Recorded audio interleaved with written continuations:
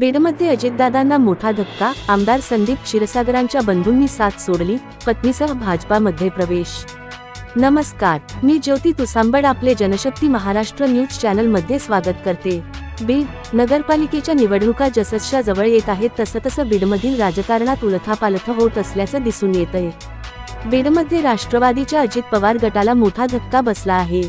बीडमधील राष्ट्रवादीचे नेते आणि शरद पवार गटाचे आमदार संदीप क्षीरसागर यांचे बंधू योगेश क्षीरसागर यांनी अजित पवार यांची साथ सोडली असून त्यांनी भाजपाचं कमळ हाती घेतलं आहे। पंकजा मुंडेंच्या उपस्थितीत हा प्रवेश सोहळा पार पडला। योगेश क्षीरसागर आता भाजपच्या चिन्हावर नगरपालिका निवडणूक लढवणार आहेत। राष्ट्रवादी सोडण्यामागे काही कारणं होती, आता मोकळा श्वास घेतल्याची भावना आहे, असं योगेश क्षीरसागर म्हणाले। योगेश क्षीरसागर यांनी राष्ट्रवादीची साथ सोडल्याने ऐन निवडणुकीच्या तोंडावर अजित पवारांसाठी हा मोठा धक्का असल्याचं मानलं जातं।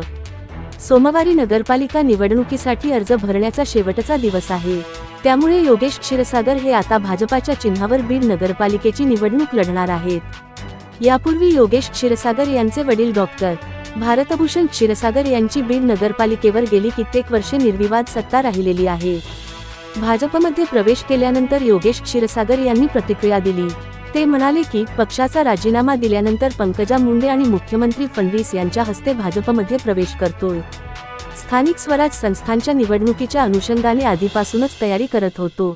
आता आपण भाजपच्या कमळ चिन्हावर निवडणूक लढत आहोत। बीड नगर परिषदेचे जागा महिलेसाठी राखीव आहे, त्यानुसार कमळावर आम्ही निवडणूक लढू। भाजप आणि आमचे कार्यकर्ते एक युनिट म्हणून काम करू।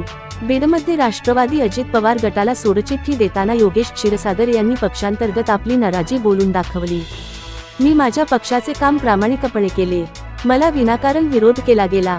पक्षाचे पदाधिकारी नेमताना मला कुठेही विश्वासात घेण्यात आले नाही, याबाबत पक्षाच्या वरिष्ठांशी देखील बोललो अशी खंत योगेश क्षीरसागर यांनी बोलून दाखवली। अजित पवारांनी बीड नगर परिषदेची सूत्र ही गेवराईचे आमदार विजयसिंह पंडित यांच्याकडे दिल्याने योगेश क्षीरसागर नाराज झाले।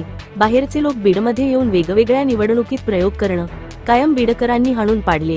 हा प्रयोग सुद्धा बीडकर हाणून पाडतील, आपला स्वाभिमान जागा ठेवतील असा विश्वास योगेश क्षीरसागर यांनी व्यक्त केला।